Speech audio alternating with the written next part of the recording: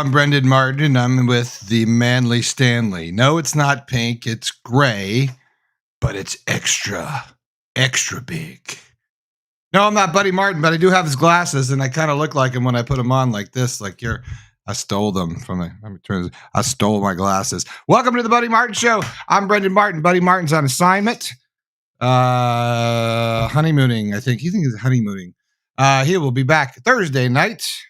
Here's all messed up. Hey, make sure you subscribe to the show. There's a little button down there on the right. Subscribe. You'll get all this content for free. It's pretty great. Tonight, we've got tons of people everywhere. Green room's loaded.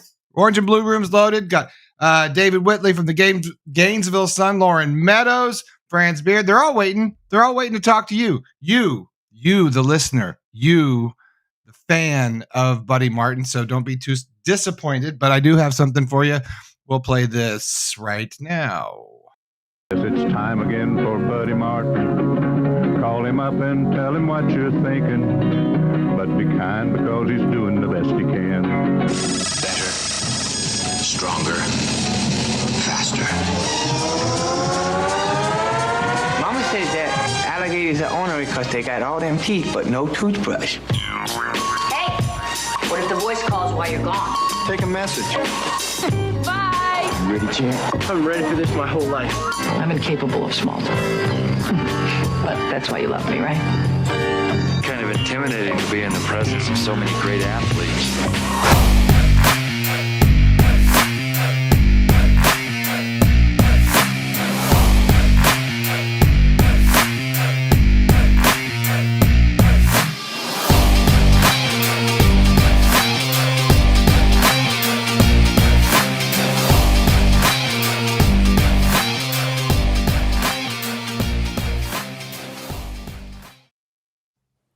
And dilly to all you fine gentlemen. You don't have a gray Stanley, and I know you're jealous. Hello, to my right, Mr. David Whitley from the Gainesville Sun. Down to my Hollywood Squares, down here underneath me is one coach, Loren Meadows. And to the other square, I'm backwards, down here is one Mr. Franz Beard, also known as the Iron Duke. Gentlemen, welcome to the Buddy Martin program, which we all know he's on assignment. I'm going to do this. Okay, now we're all even. Hi, everyone. What's up, Brenden? Hello. Does one just being on a honeymoon qualify as an assignment? You know what? It's the old school, like Buddy Martin. I think he did it back in the radio days, where him and Joe Williams, his old broadcast partner, that was whenever they were on vacation, they were on assignment. So yeah, he's probably lapping it up somewhere, probably in Aruba. You know, that's where Buddy goes. He's an Aruba guy. So who knows? But we all. I think when you hit senior citizenship, anytime you get married and you have a honeymoon, it is an assignment. Boom. That was the Stanley there. Hello, Loren Meadows up there in the Ville. How are you, sir? Doing well. Doing well? You very? Yes. I'm well.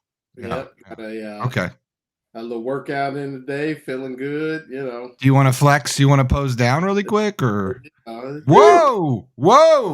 Not bad. We just got tickets to the gun show. Not bad. You need to do that calf flex where you just, you bow it out like this, show off your calves. Yeah. No, Lauren's got a shoe collection apparently that makes his wife a little bit crazy. Hello, Marcia, wherever you are. Marcia Meadows, how are you? Coolest person. A little under the weather today, so. She is? Chilling. Yeah, I think. You know what? I really think the cold got her, man. It's kind of cold up there and kind of changing weather. So it was miserably cold in Panama City. It was like extra windy. Yeah, so. Yeah. Well, we, of course, say hello to all of our chat room people, Tommy Seal, Toby Perimeter, and Robert Turner. Tonight in the pole position is Tommy Seal. Good evening, Tommy. Welcome to the show. I'll put him up there really quick, but good evening, Tommy. Guys, got lots going on here in Gatorland. Lots to talk about. And, of course, I've been on a podcast with Rob Browne as new executive producer of his show and a leader of expansion and all sorts of stuff that they're down there. So we were talking this morning. Of course, that's more SEC related. We, of course, talk about the Florida Gators here. Gentlemen, below, we talked last night much about this, but I was interested, Mr. Whitley, to take your opinion on what you think is going on and how do you feel about this NCAA Jaden Rashada drama a la a year ago sort of thing that's happening. What Franz wrote an article the other day that says, do you trust the NCAA? I think every day sort of I don't know, kind of grows a little bit with sort of rumor mill, but what's your take? What are you hearing up there in the Ville? You're connected to all that breaking news stuff. Oh, I'm all over it. Yeah. I think the whole thing is sort of a farce because, the NIL here you have in this particular case, it was okay for a kid to get paid $13.8 million. That didn't violate any rules. That's the way. But if an assistant coach or any representative, drove him to meet the NIL representative, that's against the rules now. Right now, that's a new wrinkle. So, can you expand on drove him? Or anything? I'm just theorizing what this violation or violations might be. I mean, I don't know what they are. I mean, obviously, that's what having an investigation to see. But if we can, the only other NIL related violation so far was Florida State's. It was the first one a couple of weeks ago, and on that one, they were recruiting a transfer from Georgia. Apparently, the negotiations were like $15,000 a month, whatever. But their violation was that their assistant coach apparently facilitated the meeting between the NIL and the player, and he apparently drove him to meet the NIL representative. But he also denied some of this to the investigators, which probably made it worse. But so basically, to me, this is proverbial getting a ticket for jaywalking. If you've agreed to, if a kid has agreed to talk to the NIL, and the NIL is part of the whole package now, it comes up, but you're not allowed to drive him to talk or even admit it. I mean, the way the rules are written, a school representative is not supposed to have any. I guess the word is facilitating between the athlete, the recruit, and the NIL. But it's sort of like, I've been trying to read the NCAA bylaws on this, like the schools say, in this case, Billy Napier could talk to the NIL about a player per se, but not discuss like real contract terms with it. And the NIL is not supposed to use or the collective, not the NIL itself. The collective is not supposed to use this as an inducement. Now, what is the NIL money if not an inducement?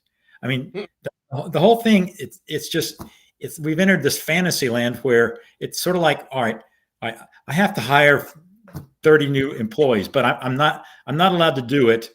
And to discuss what they're going to get paid, I have to farm it out to a third party that I can't have any discussion with, and it's just preposterous. And so I don't know what they did, but it just points to the whole thing. Yeah, that nobody knows how to handle this, and I think the NCAA was just trying to reassert some sort of control over this. But if they wanted to really enforce these, there's not a team or a school in the country that hasn't violated NCAA rules. Or these in the NIL guidelines. I mean, it's almost like they don't know, like, oh, geez, suddenly every year Notre Dame gets the best quarterback in the ACC. Like that just happens by some magic thing. Like there's been no contact between the school, the NIL, or anything else to set up these deals. Like Ohio State, someone reported that Ohio State put in $10 million to the NIL, or Ohio State boosters put in $10 million for their latest NIL drive. And so so the NCAA thinks, well, so the that money, like players don't know that money is going to go to them. The NIL isn't discussing this with, if the school knows nothing about this, it's just preposterous. So I don't know. Perhaps, I don't know what a death penalty type violation would be for NIL. It certainly isn't paying, because that maybe if they lied about it, or if Billy Napier had a suitcase full of cash, he'd handed a player, but you don't have to do that anymore. I don't know. I suspect it's probably one of these, that like somebody in Florida probably had a discussion with Rashada's parents and told them about something, about some piddly violation that really amounts to nothing, but it is a violation, or it would be a violation. So there's my little rant. David, the way I look at it, it's kind of like this. You got an old country road, and you have a stripe on the outside here and a stripe on the outside there, and you got asphalt in the middle. All right. You got a dotted line straight down the middle of the asphalt. All right.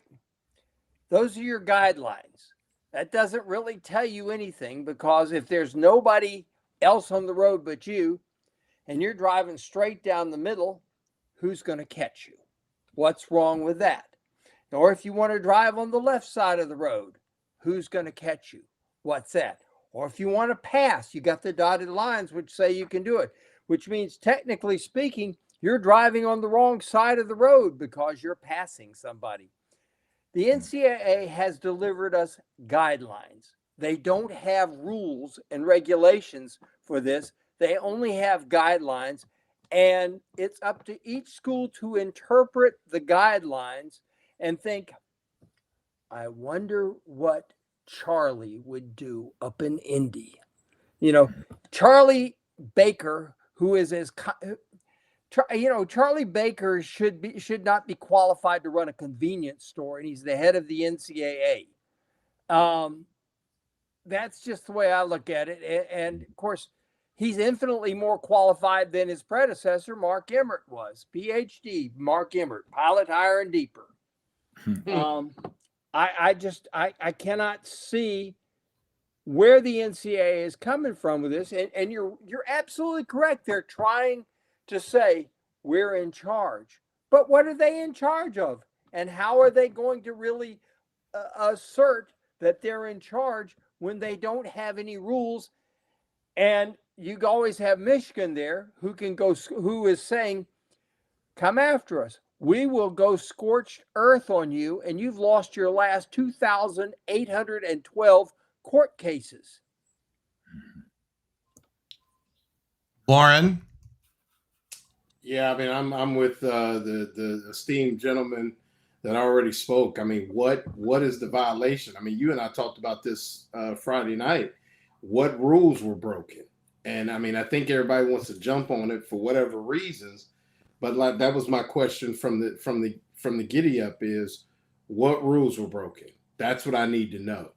And it's like it's open to interpretation, but outside of like Mr. Whitley said, I mean, outside of driving somebody or setting up some kind of covert backdoor juke joint kind of deal, what rules were broken? Because I mean, right now there's really very little that you can do that would be deemed illegal or cheating. So I need to know what rules were broken. And I think that's, the NCAA, this is all the NCAA basically stepping in their own mess. They could have fixed a lot of this 20 years ago, 30 years ago when I was in school and some of my buddies got cars offered to them and different things like that to go to some big time schools. Obviously, Ohio Northern wasn't giving away no cars, but what? Hugos. But they could have fixed this a long time ago. I remember, guys that I was really good friends with some of the guys at the University of Dayton when Dayton was hopping in basketball in the early 90s. And they would talk about not being able to get a pizza after the game. We'd be hanging out and, you got guys playing Division III football that are fronting the Division I basketball players at the University of Dayton and things like that. And it just, they could have fixed this a long time ago and they didn't. So now it's off the rails. And, And like Franz said, how are they going to be big brother and say, no, you did wrong? There's no way. I mean, it seems like it was probably a good story for a weekend, but unless something really comes out and we're all like, aha, that's what it was, I just don't see where anything that could be anything pressing would even come to bear. Let me ask you two guys, all three of you, a question. Okay, I'm Billy Bob Beasley, the head football coach at Western Walla Walla Tech. And I come up to each of you, and y'all are the two best offensive tackles in the country, high school types. And I say, well, boys, if you come to Western Walla Walla Tech, you're going to start from day one, and we're going to get you ready for the NFL. Doesn't matter that I got two guys who started for 2 years who are coming back. I just lied. Well, what's the difference in that, really, and coming in there and saying to Jaden Rashada, hey, come to us, we'll give you $13.8 million. Well, no money changed hands, and he never came to school.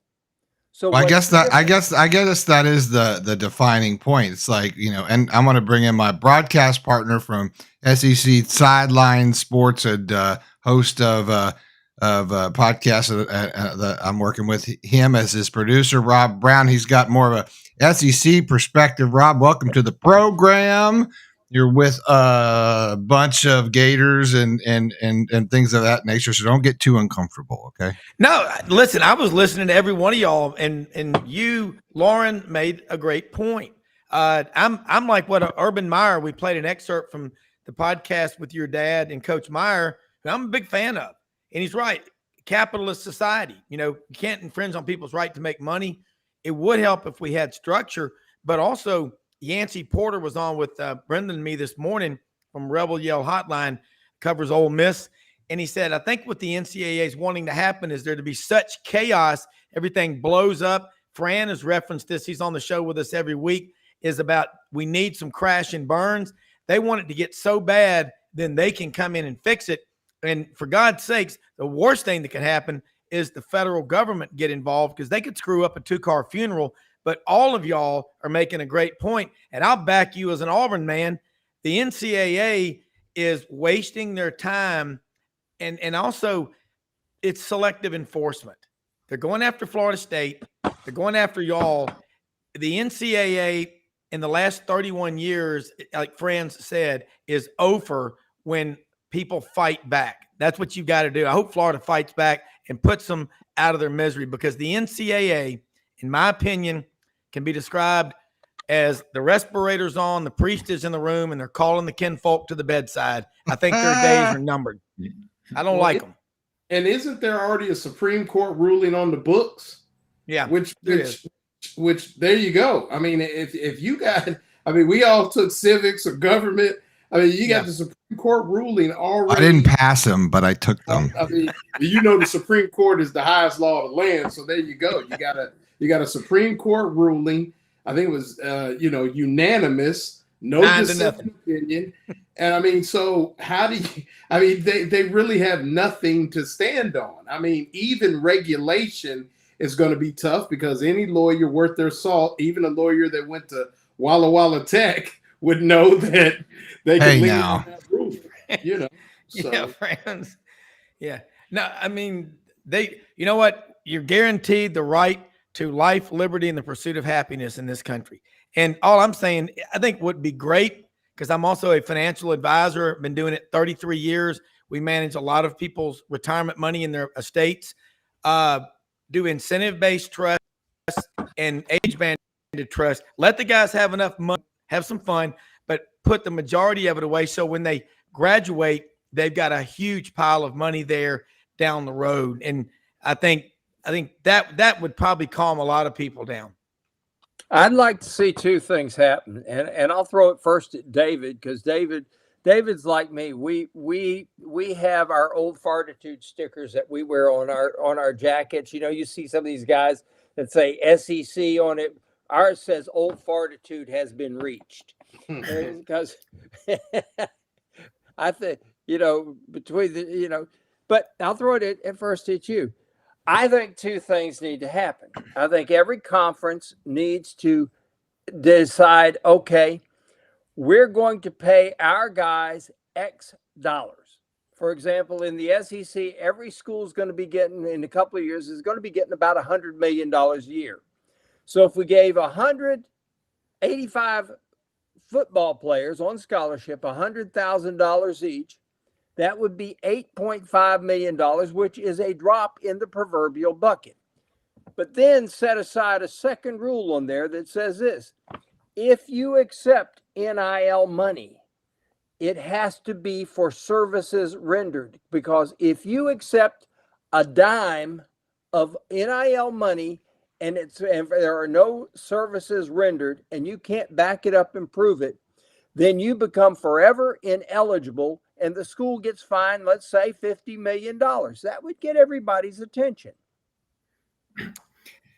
Yeah. Well, I think that every conference, what we're headed towards, I think inevitably is just the conference saying, screw this, we're just going to go out on our own and have a super conference and have our own, with the school, with the pack, not pack, there again, yeah, rest in peace pack, with the, SEC, Big Ten, maybe pack two, yeah, Big 12, just the top 40 or so schools just branch off and why the whole conference realignment, why you need it for football, but why we have it now where USC baseball is going to be playing at Penn State. I mean, football should be a totally separate thing, and maybe basketball, where they can make their rules, don't worry about the NCAA, and get together and make these common sense things. And yes, agree to this, because there has to be some sort of structure here. And you use the word salary cap. Well, that gets into the whole, these guys have to then be unionized and all that. Well, it's going to come about in some way, in some form, because you can't not have, as it is now, where they can just spend whatever they want, and then whoever else comes along wants to spend whatever they want. And because the schools don't want that, they don't want it to just be basically a death race to say, biggest wallet is going to win. I mean, there's some big wallets out there, but so is that what it's going to be? Texas A&M, they got an $80 million NIL. So, and I think the simplest thing and the best thing that's going to happen eventually is just the football powers are going to break off and do their own thing, whether it takes 2 years, 3, down the way, and they will see. There'll be TV will have a huge part in this, and I don't know what the playoff contract is or how long that runs, but I would suspect that they're going to see that it's going to be more lucrative, that once their new deals come out, or they will renegotiate with their partners and get their own deal. It's not going to be like they're locked into like the ACC is, with their schools till 2037. They can break these, and that's what's going to come about. Well, I think Rob and I talked about this morning with Tony Barnhart was on, which is a great interview. To always talk to him, but and he was talking a lot like yourself, David.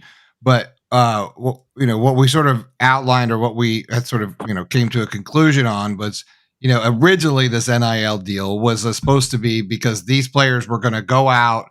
This got 9 Supreme Court justices are like, yeah, they should be able to go out and make money for themselves, blah blah blah. But we know what Tony said. He's like, yeah, but when they don't have any piece of the deal, but the university, right? They don't get any of the t-shirt deals and all that stuff, right? So, and then the university's not going to let them put on any Gator logo, run out in the 50-yard line, and say, hey, I'm supporting Coca-Cola and make money that way, right?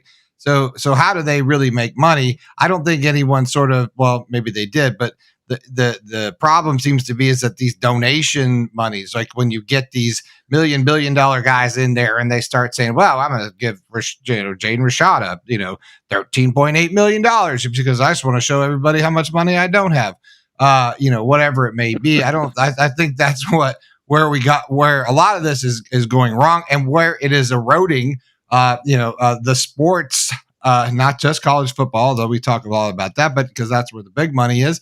But that seems to be a larger issue, and that seems to be where a good place to dip in, because where do you guys, start? Where do you start to fix it? Right, Rob? That's what we talked about today. It's like, how do you fix this thing? And I think we've talked a lot about, and we don't know what the hell the NCAA is going to do. No, and Franz, I don't trust them. Why would you? Right. And they've already got their, they already got whatever they're going to do, because they're not going to come out and tell us that you're under investigation if they don't have something. So whatever that's going to be, probably, hopefully a slap on the wrist. But if I go around time here, starting with you, Loren, where do you think you dip in if, you've now got the stick and you're going to fix it? Where do you start? Where do you start to say, okay, well, how do we start to maybe, if we have oversight, if the NCAA has that much oversight, where do you start? I think you get with your lawyers first, and then you try to figure out where the language got confused to where it became pay to play.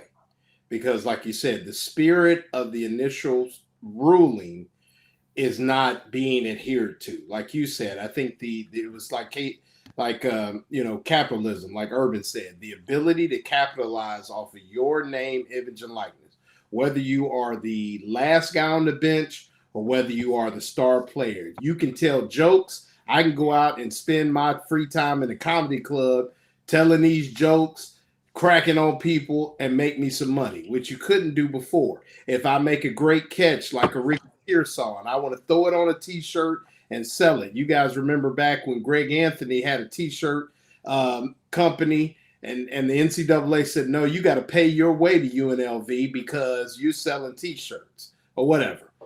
Spirit of the rule. And I think the initial ruling was, I'm going to be able to keyword capitalize off my name, image, and likeness, speaking engagements, all different types of deals. So if there is something to draw it back, to get back to the initial ruling and the spirit of that, that's what I would do first. Anything short of that, I really think, I'm serious. I don't think they can rein it back in. I really think that from an actual legal standpoint, I think anything they would come up with, there's enough good lawyers that are representing enough good players that they'd be able to poke holes in it.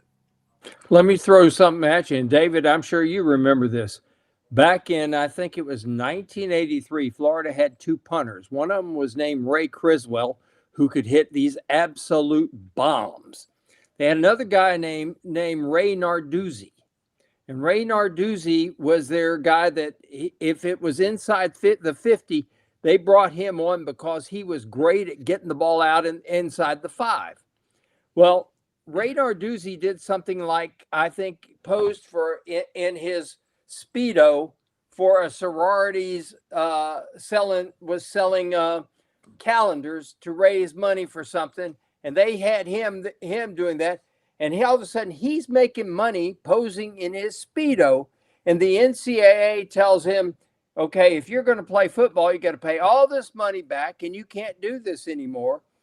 And he looked at this and he's saying, I'm living in yon hall, which was a dump, and I'm eating training table food, or I could go over to the sorority house and eat it there, eat the good food they're eating.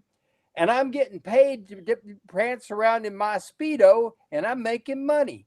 He chose his Speedo. Do you remember that, David? I don't. I recall Ray Criswell. I don't recall the Speedo guy. But I see. I follow his OnlyFans page. So. Was he kicked off the team? Was he kicked off the team for being a professional? No, he wasn't kicked off the team. He voluntarily chose to leave because he didn't want to pay the NCAA and was going to be, and either he paid back all his money or he would be declared ineligible, etc. And he did. It wasn't Ray Narduzzi, it was Pat Narduzzi, I think it was. But Steve Alford did it for a charity calendar, purely charity. Proceeds went to charity, and they had to pull the calendar. He literally posed with somebody, same thing, and they had a to bad movie about this. I mean, I think there's a bad movie about this in like the late early 90s, actually, about this entire. There was a diver, I think it was. I got to find the movie. But see, this was all part of this stuff when the NCAA was out to light up Charlie Pell. They wanted Charlie Pell. They were determined they were going to get him. All he did was he recruited all those guys at Clemson who ended up winning the 1980 national championship. It was 80 or 81. I think it was 81. 81 they won it. 80 was Georgia. 81 was Clemson. And Charlie had recruited all those guys that were there at Clemson. And, how, by golly, Woody Hayes can't get a national championship because of you, Charlie Pell. And he comes to Florida and he's got an NFL team lined up 83, 84, 85. You were there, David. You saw that. He's blocking it from his memory banks, probably. As you'll ever see. Mm-hmm. Yeah, it's gotten so inverted now because 40 years later, Narduzzi, it would be okay if he was making $15 million for prancing around in his Speedo, but Florida would get in trouble if Charlie Pell had called like the sorority and said, "Hey, are you interested in talking to my punter? He's sort of cute." That would he couldn't have made that call. That would have been a violation, not the kid getting $15 million. It's just, I mean, I bet is Jackie Sherrill still alive? But he must be thinking, good God, I could have paid these guys everything, but now the only trouble I would have gotten in is if one of my assistants would have driven this guy over to pick up his paycheck. But but him getting the paycheck, the actual bribery doesn't matter. No, it's not bribery. It's basically, it's pay to play, and everybody knows it. And as Loren said, the original spirit of this was, well, they capitalized on their name by going and making appearances and at Gator Ford or whatever and all that. But everybody knew where this was headed. I mean, Rashada, he was to get his first $500,000 payment and then like $270 a month. He was required to make like I think one branded one tweet a month to get his money. As if that's not an inducement. But I do that after a few drinks. I mean, come on. Yeah, that's all he had to do. And for them to think that this wasn't going to quickly just evolve into this game of charades where it's not an inducement. No, we're paying him $13 million for one tweet, and that's the spirit. I mean, the spirit is these guys. The schools were gonna. It's competitive. It's capitalism. They're gonna use everything they can to get all the talent they can, and it is technically legal what they were doing. The only thing that might have gotten them Rashada was like, you are not supposed to make it contingent a contract on the student enrolling, and I got to think, well, they got out of that contract because Rashada wasn't in class and it negated it. But the way they were smart enough to write it is he had to be living in Gainesville to pick up. Oh yeah, that was the deal. Yeah, I remember. Yeah. Not that he had to be in class. If they had, they would have been violating. So technically, it wasn't contingent on that. I mean, it's just a farce how it's become. And you hate to come off the defense of, well, everybody's doing it, but everybody is doing it. And because you can't help but do it. They've never done anything like that at Auburn. No, they've never done anything like that at Auburn. Not in all these years. Never. I would have never, ever. Yeah. I mean, it has been going on forever. Guys I was at Auburn when Eric Ramsey used to come over to the fraternity house, and we tutored him. We helped him out. We had 6 of his high school classmates in the fraternity. And then when all that stuff happened, we were like, wow, I'll be careful about who I'm nice to. I mean, tutoring. He got a girl pregnant when he was a sophomore, and Coach Dye warned him about all that. I mean, I'm listening to y'all, and y'all would all make great trial lawyers. And the thing about, and Loren, I keep going back to when we were in college, and my son just graduated from Auburn last year. He's friends with a lot of the football players. They come over to the fraternity house. They come over to his apartment. But when they came to talk to him, they talked to him about money, about what, financial literacy. They were wanting, because he's a finance, he's an M&A guy now. But I know there's a collective at Auburn, and I talked to the director. He said, when you join, part of your commitment is you take on 5 student athletes, and you are going to be a legitimate mentor, not just buying them dinner and cutting up with them. It's how to dress, how to properly interview, financial literacy, how to balance a checkbook, how to read the stock page, how to do all that kind of stuff. That's what we need to be doing. And somebody, Robert Turner's right. I mean, University of Florida is a great, it's going to be called in the next 5 years one of the public Ivies. I know that. I mean, I know the school. It's one of only 6 schools in America with a law school, a medical school, and a college of veterinary medicine. And I always say this to you, Franz and Brenden, when y'all are on the show with me, University of Florida being the head football coach is like that line from Kingpin. Remember Big E, Ernie McCracken told Roy Munson he was on a gravy train with biscuit wheels. Y'all lack for nothing. You have everything in the world. You get the right people in there. Steve Spurrier. Who doesn't like that guy? I mean, Urban Meyer. I mean, my wife's a Vol for life. She goes, back up the bank truck for Tennessee if he ever becomes available and wants to coach. I mean, the guy's 187 and 32. When he speaks, people are going to listen. And I like what he said about this is crazy.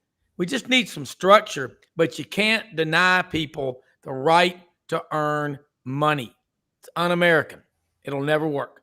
Well, now let's, Loren, what about, when you combine these two perfect storms of the NIL with this transfer portal, right? Because that seems to make this like the tornado, right? So you've got these two elements now that we put together, and that has created just, I think, made something that was already going to be difficult even more difficult, right? And I think that's sort of what we were talking about this morning with Rob is that now you've got a player that can just bust out and say, screw this, I want a better deal, right? Because there's money attached to it. What's happening in Alabama right now, it's like, well, Saban's out, so you've just got mass exodus, Ohio State. All these guys do. Now, how much money was given to these guys to come down the line with bag money and non-bag money or whatever it wants to be? It is like a gold rush right now. And to some extent that some players are going to, say, well, if you don't bring this coach back, I might come back or I will come back, right? This is like some professional athlete shit that we see going on now. Like it is changing that sort of landscape. So now you got young guys in Lamborghinis, pulling up for, who's a nobody really, and now they don't, they weren't ready for it to begin with, but now you've got these two, elements, involved. And and I started with you earlier. So I just, what do you think about that side of it? And do you go back? And is that where the NCAA has a little more power, right?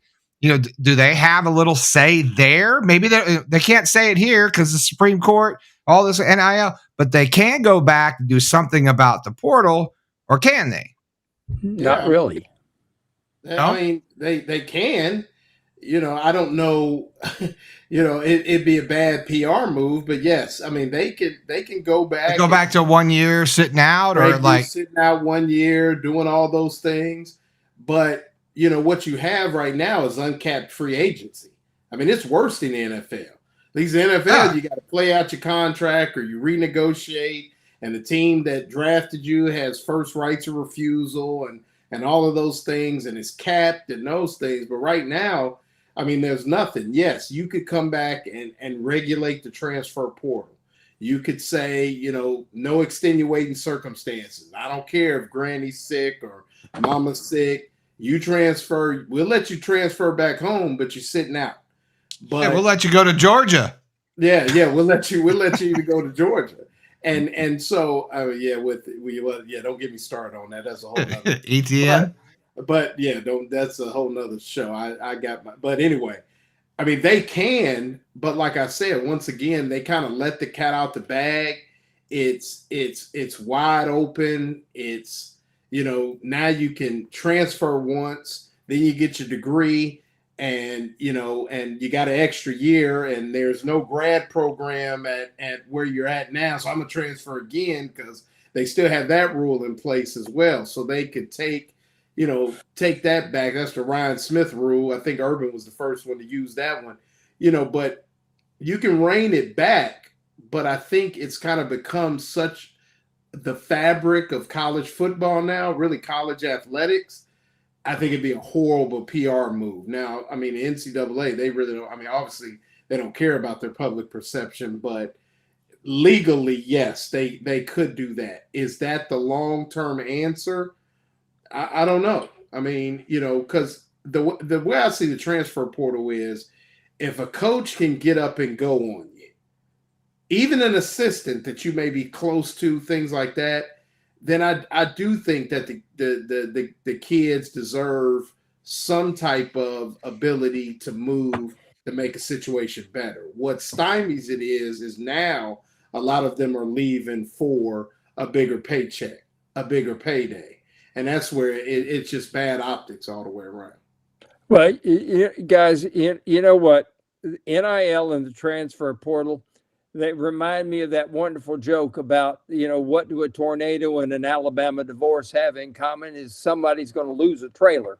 And, somebody's going to lose, in this case. It's guaranteed that somebody is going to lose something of significance, whether it's the school A, which loses its star quarterback, to school B, or whether it's the coach leaving.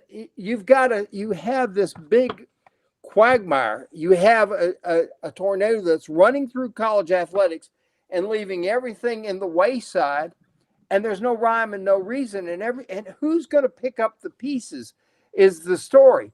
Can it be fixed at some point? Yeah, but who's going to pick up the pieces in the aftermath is a bigger story, and nobody's come up with that yet.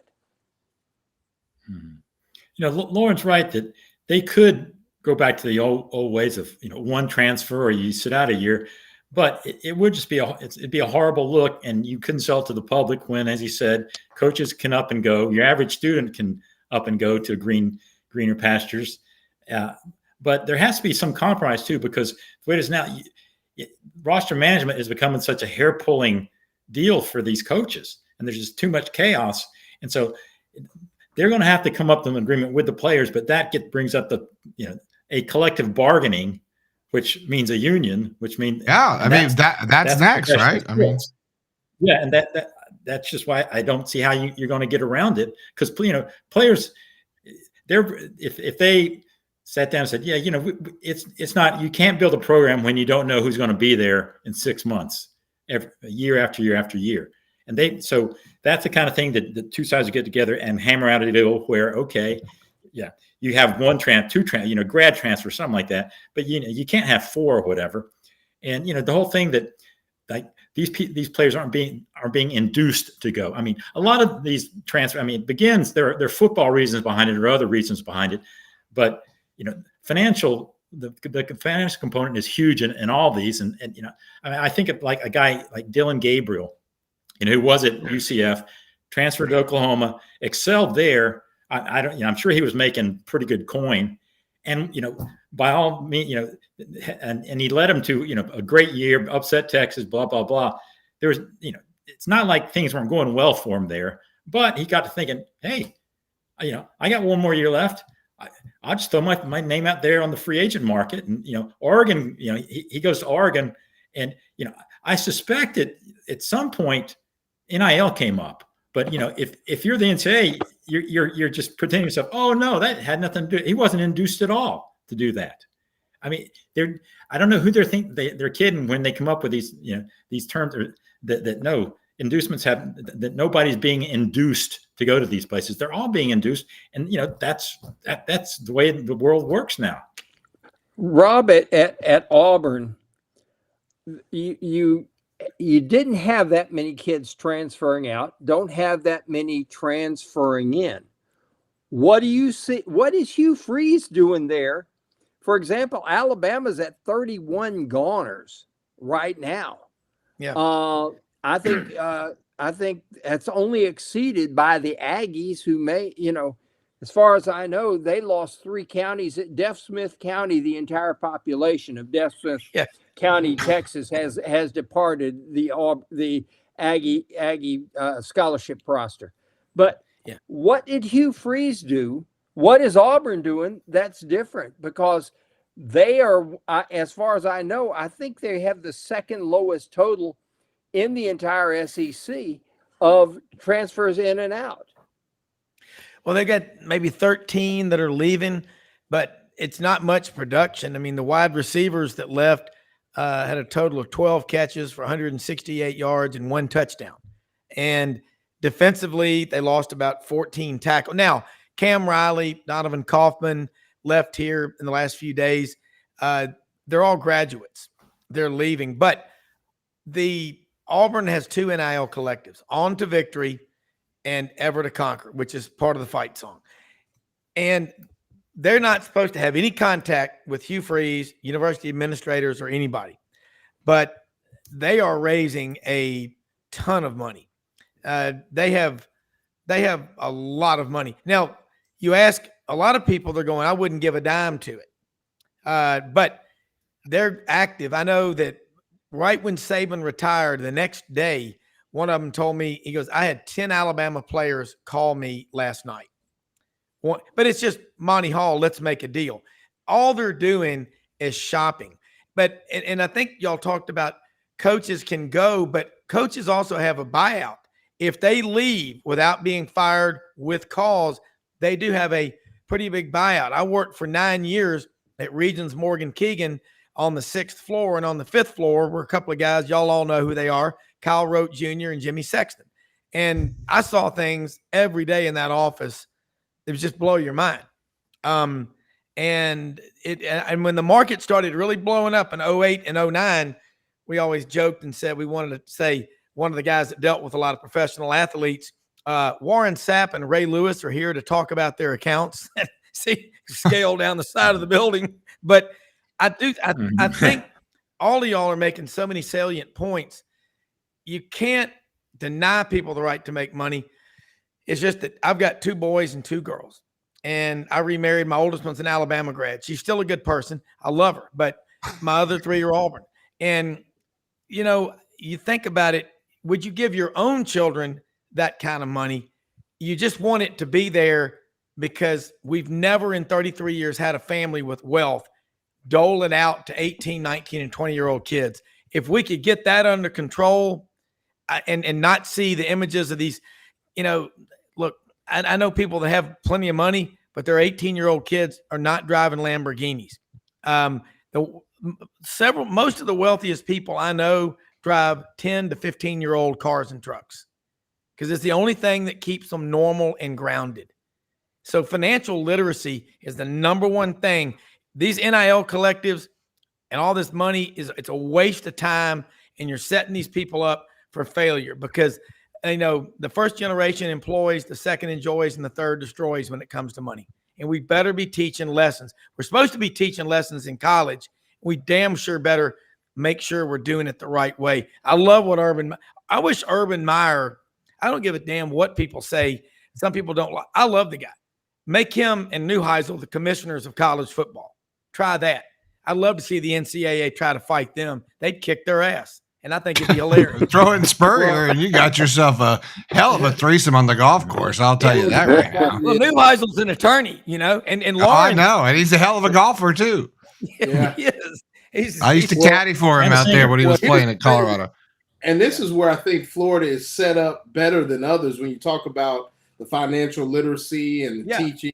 They have that Gator Made program, which is set up for those things. I think they do a lot of financial. Can you explain Gator Made to me? Because I don't understand Gator Made.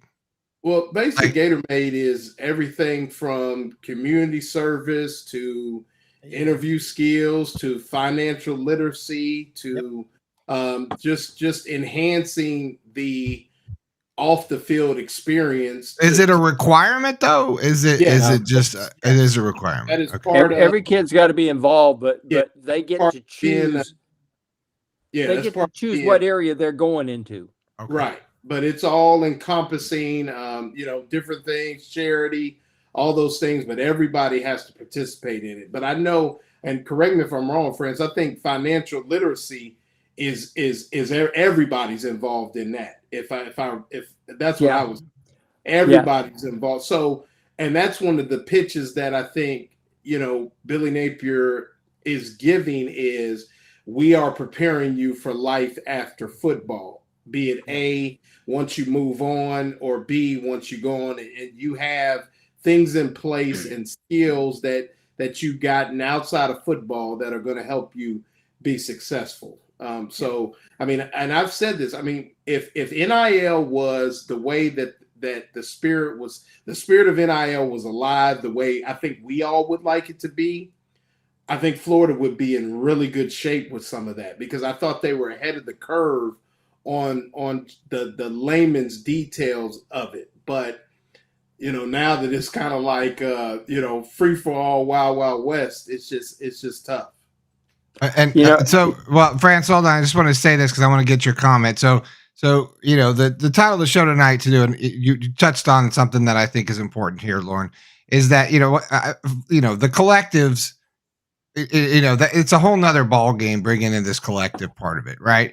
And and that's where we're getting into a lot of the gray areas with Jaden Rashada and a lot of the questions on what happened with Jaden Rashada and the money, Hugh Hathcock, his money, and in a lot of ways that kid kind of got spit out of an early bad sort of program and ended up at ASU, which and now he's hurt.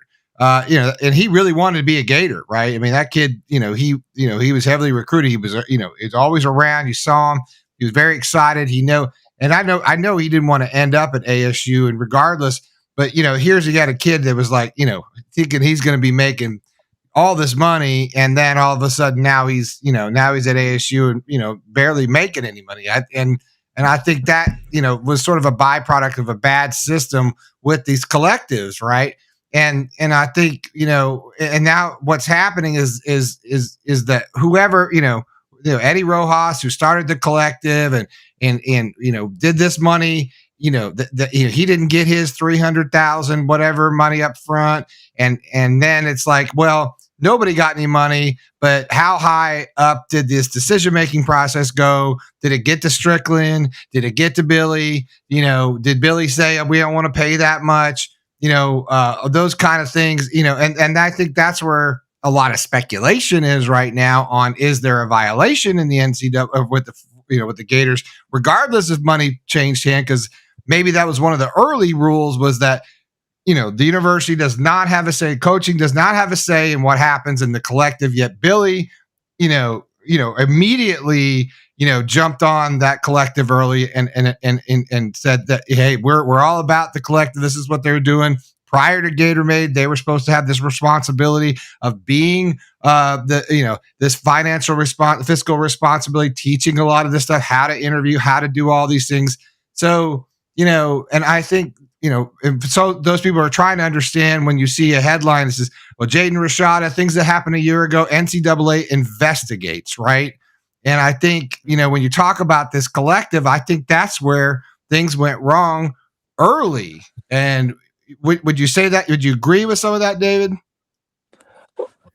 Well, there's no doubt the collective was dysfunctional, and there were communication issues at the very least going on, because and they, at the end of the day, the money wasn't there that they had promised, and whether that was because the money went there, or there was some communication saying, hey, why are we paying this guy $13 million? I don't know. I mean, and you do feel bad for him, because he had an $8 million deal at Miami that he turned down for 13 here.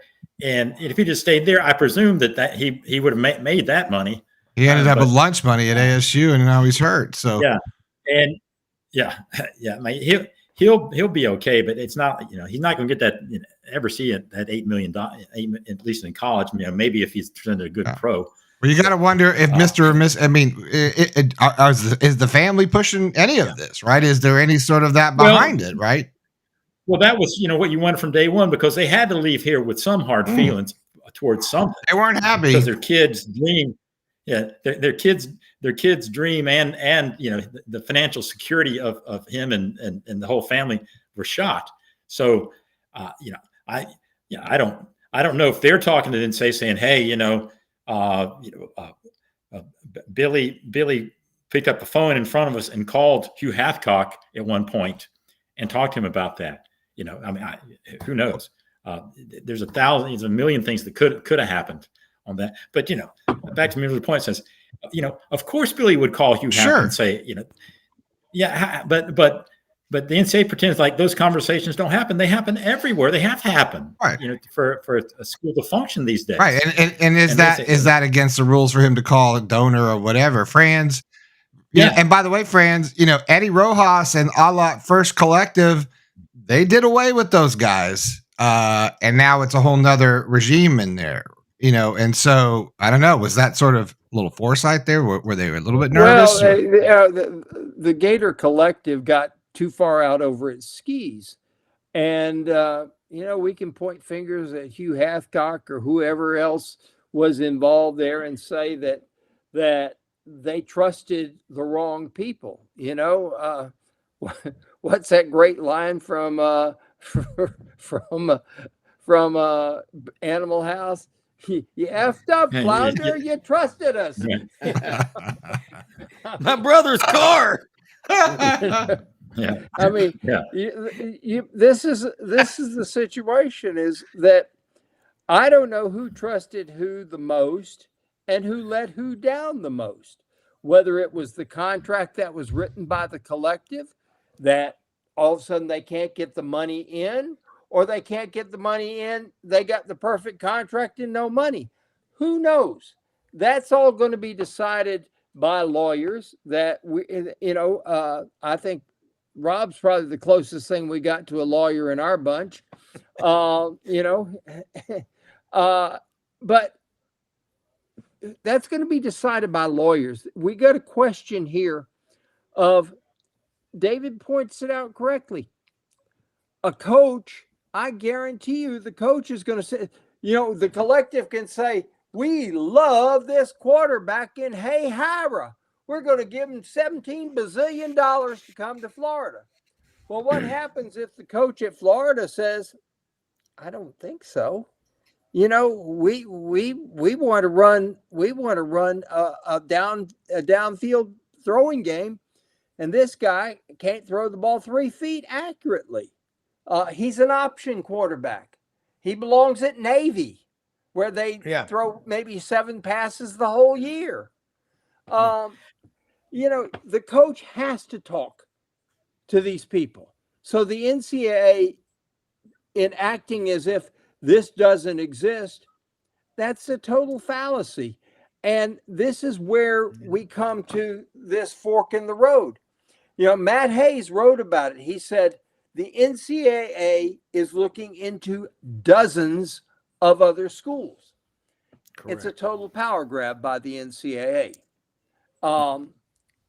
And just one more proof, as far as I'm concerned, why the sooner the NCAA gets ditched, the better off college sports are. We've got to, somebody's got to save college sports from itself. Yeah. And the NCAA is itself. Okay? Rob, does that mean the federal government? No. How do you feel about that? I've got a great guess. No, they're not capable. They're combat ineffective. My attorney, Jack Turner, I call him the official barrister of sidelines, is absolutely the smartest person I know alive on antitrust laws. And we get him on sidelines to explain all this NIL minutia. And if you want Jack on, he's a Millsaps undergrad, Hugo Black College of Law at Alabama. He's still a good person. And he will come on and explain this like nobody. He will point out that the antitrust laws are not constitutional amendments. They are laws passed by Congress, which with enough people in Congress could be thrown out. But damn, y'all are right about the conversations. They're not supposed to go on, but they do. I mean, I've been to some of these NIL meetings, and they ask the people that are not part of it, like the staff, like the waiters and the bartenders, to leave the room. I mean, I'm just pleading the fifth on this one, but they do. And you're like, holy cow, like we didn't know that. And so, I mean, look, I had guys that played at a big time SEC school, one of Auburn's biggest rivals. They used to tell me what they got for Washington. I was like, Sergeant Schultz from Hogan's Heroes, I know nothing. That's what I would say, because I don't want to hear it. But you know what? University of Florida, you got Steve Spurrier and you got Urban Meyer. Y'all get him on this show. You have an awesome show. That's why you're on our team. I love this, working with you. You've got the two, they're not coaching now. Nobody has, now Nick Saban, I don't know what his role is going to be, but we need Steve Spurrier and Urban Meyer as long as they're alive. And I mean, these guys are sharp. They're great voices for college athletics, and they're truth brokers. If you ask Steve Spurrier, does the dress make me look fat? He'll tell you yes or no. He's not going to beat around the bush. Damn it, so will Urban Meyer. Get these guys out there. I mean, we better start fighting back against the NCAA, because the option is we get the federal government involved, and we just don't want that. It will be a unmitigated disaster. But Jack Turner, you ever want to get a great attorney on to talk about all the laws, and Loren has pointed it out brilliantly, as has everybody else on this show. You can't infringe on people's right to make money, but there are ways you could make it better, because ultimately y'all are the one show in America, orangeandbluebloods.com. Your dad always says, who owns college football? The fans do. Wait till we see an empty stadium, because the fans have had enough. That we got it. But you know what? The free market will work it out. It always does. He's Rob Browne. Rob, tell him where you can find your show every weekday with you and I now, and on YouTube, and Monday through Saturday. What time? I forget your time zone. Yeah, 8 a.m. Central we get going, but have Franz on. Franz is on with us every week. Loren, Big Ben Troop. Loren Smith's on a lot.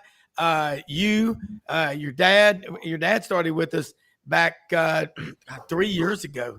And I said, which way do you take to Gainesville from Ocala? He goes, we take the way the old Gators go. Some old highway. Get your mold peanuts. 441. Love Buddy Martin to death, and Brenden can tell you this is true. The man could get lost walking down the hallway to the bathroom in his own house. He's lost right now. I'm sure of it. Right now. No sense of direction. And don't get him to use his Google Maps. Rob, thank you. I want to say good night. I didn't want to keep you too late. Time for your milk and cookies. I'll see you in the morning, sir. Thank you so much. I okay, he's Rob Browne, Sideline Sports Network. And Mr. Whitley, I know it's time for oatmeal cookies and milk for you, sir. Thank you for your time. Do you have any final words? What are you writing about tomorrow or the next day? You got anything brewing? Well, this has been so fun. Maybe I'll write about this. I think so. You can. My name is with two E's. It's Bren, not next to each other. Also, there's a hoops game tomorrow That's right. night. There is a hoops game tomorrow night. Hey, it's real basketball here at Florida? No, they don't. You're kidding. Nope. Basketball school. They don't. Never heard of it. Thank you, Mr. Whitley. You can check him out in the Gainesville Sun, all that kind of good stuff. I appreciate you coming on every Tuesday night. You are my favorite, Mr. Whitley. Good night, gents. Good night, Dave. See you tomorrow night. There's it. Now, gentlemen. Okay. GatorbaitMedia.com, Brain Trust here. I think we got about 5 minutes. Franz, I wanted to get with you and Loren, and I want to get with you too. And because, this Rashada thing, we've been very close to it because we've been since November. I think, Franz, that's when you wrote about it first and foremost. And I just wanted to sort of wrap things up, because I don't want to keep droning on until we have more information. But this could get, it could be nothing, but it could be something, right? Because if I'm not going to sit here and tell you every rumor, and we're not going to go through that. But I've heard some pretty ugly things potentially, and I really hope that that's not what it's going to be. Do you guys think it could get ugly, or do you think? No. You really don't think it's going to be bad. What does ugly look like if it does get ugly. Here's what I think Florida is going to do, and I think Florida's had it with the NCAA. I'm going to be very honest with you. I think Florida has had it with the NCAA, and I think Florida is going to say scorched earth. You come after us, we will come back after you, because there are no guidelines here. Now, you want to give us a little slap on the wrist and dock us a scholarship? Fine. That's not the end of the earth. We can deal with that. But you want to come after us and tell us again, and I'm going back to 1984, when our administration got pee in the pants scared of the NCAA, and might have been a little Browne stuff involved in it too, and they fired Charlie Pell. Charlie Pell had assembled an NFL team. All you got to do is look at the rosters 83, 84, and 85, and that is a National Football League team. Florida has got to go scorched earth if the NCAA decides that that's what it's going to do. I think the days of sitting there and taking it are over. I think that Kansas proved that the way they sat there and dealt with over the Bill Self thing, when the NCAA may have had the goods on Kansas as far as what Adidas was paying people to go there, but they had no proof on Self. Now, I'm not saying Self didn't know, but they had no proof of it. It's kind of like Reuben Hurricane Carter. He went to prison not because they knew he did it. They just couldn't prove it, so they planted evidence on him. That's a fact. I don't know if anybody ever knew the story of Reuben Hurricane Carter. I'm dating myself here, but that's a case where they knew he murdered somebody, so they planted evidence to prove it. But they didn't have any evidence. And I think Kansas sat there and knew that the NCAA had no hard evidence on Self and said, fine, we will take you to court and we will whoop your ass. And I think that's what Florida's got to be able to do, because I think every school needs to take that approach with these people. They have been a law unto themselves for far too long. Hearsay is hearsay. Loren, you think there's anything, they say there's smoke, there's fire? I'd say no. I'm with Franz. I think it's like I go back. I mean, tell me what rules were broken, and then show me the guidelines, show me the statute, show me bylaw 11.5, A or whatever. I mean, I just don't see it this way. I would really like to know. I mean, it would be an aha moment for me. And I think from this, we would truly start to understand the do's and don'ts of NIL. That may be what comes out of it, but I'm with Franz. I think it's going to be nothing more than a slap on the wrist. I do think it's a flex by the NCAA by making this public, because otherwise they don't have much to stand on. They're less popular than some of the people that are going to be running for government here soon. And I think it's a flex, and that's why they're doing it. You got Florida State, which is a high profile university. Now we're going to go after Florida, particularly while Florida's down. We're kind of messing with Michigan out here too. And I just think that it's a flex. It's them trying to kind of mark their territory as they slowly lose it. So, I think it's I'm the same way. I mean, you and I talked about it, and like I said, I mean, my ultimate question is, what rules were broken?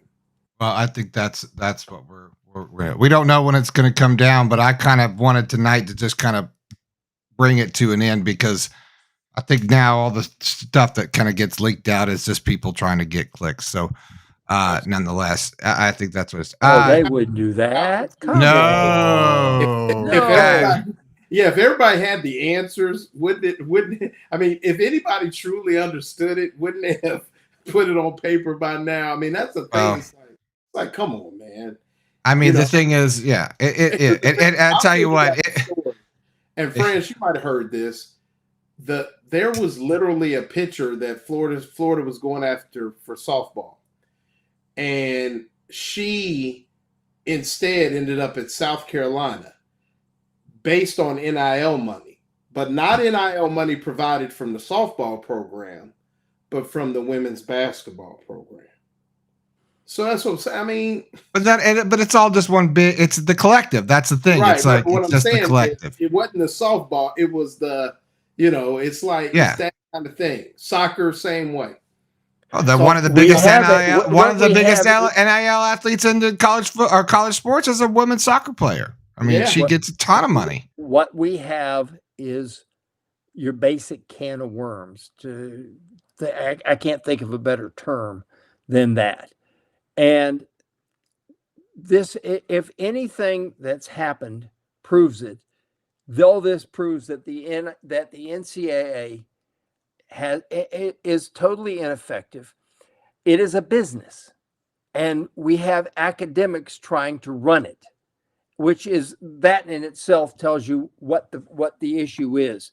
The school presidents are allegedly the best and the brightest among us, and the only thing that they have proven through the NCAA is they have gone to school more years than we have.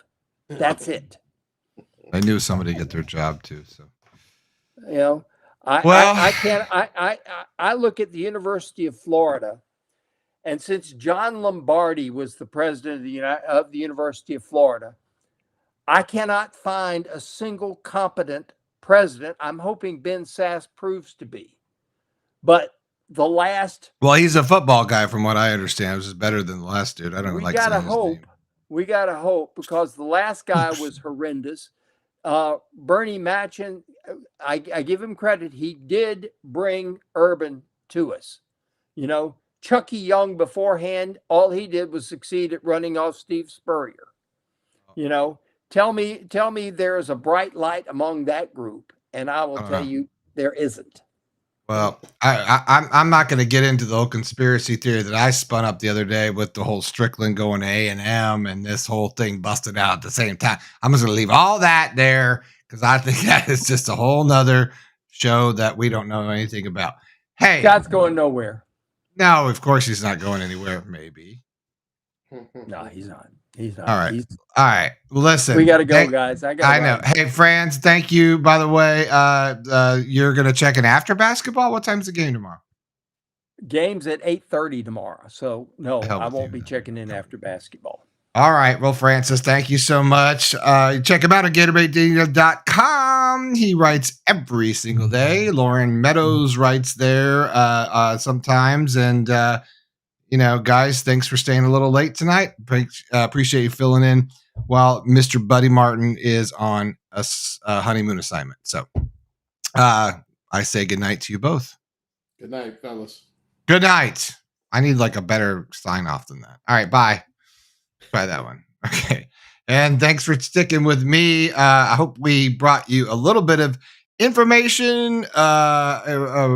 Check out, by the way, Sideline Sports. Rob Browne really, really does a great show over there. And I'm with him every day. I'm an executive producer of that program as they cover SEC sports. And they does get some fantastic guests on all the time. Sideline Sports, you can see him at go to at Sidelines _live. It's YouTube. So it's at Sidelines plural _live. You'll find Sideline Sports. A lot of good information about this, about Alabama, Saban, all that stuff. He's got some very power-packed guests on there. I say thank you to all of our sponsors. I know we just had a lot of really good people on tonight, but so want to say thanks to RenStar Medical Research. You can check them out at renstar.net.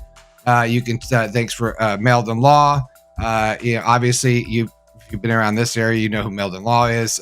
Check them out at meldonlaw.com. And obviously, Titan MRI.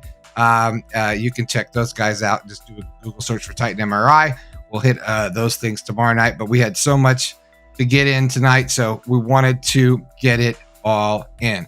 I'm Brenden Martin. Just asking questions, right? Sitting in for my father, Buddy Martin, which will be here Thursday night. So thanks to you all. I appreciate everyone's listenings. As Buddy would always say, without you all, we won't have a show. Make sure you hit the subscribe button on the way out. If you, you actually get a notification when we post all sorts of stuff. So sometimes we don't just go live. We actually post other interviews. Check out Rob Browne at Sideline Sports. Thanks to David Whitley of the Gainesville Sun. Thanks to Franz Beard of GatorBaitMedia.com. Speaking of GatorBaitMedia.com, hey, what the hell? You got to check it out. It's really good stuff. We got really fantastic writers and information over there, buddy. Franz, Loren, cast of thousands that'll write blogs and gives you good information. Woo! Getting warm here. I know you're freezing out there, but it's Florida. Getting warm here. Let's see. I'm driving and all. I think that's everything. So, as always, I bid you adieu. I didn't even finish this giant Stanley, and I'm not pimping Stanley Cups or Lord Stanley Cups, but nonetheless, thanks for all for watching. And as always, go Gators.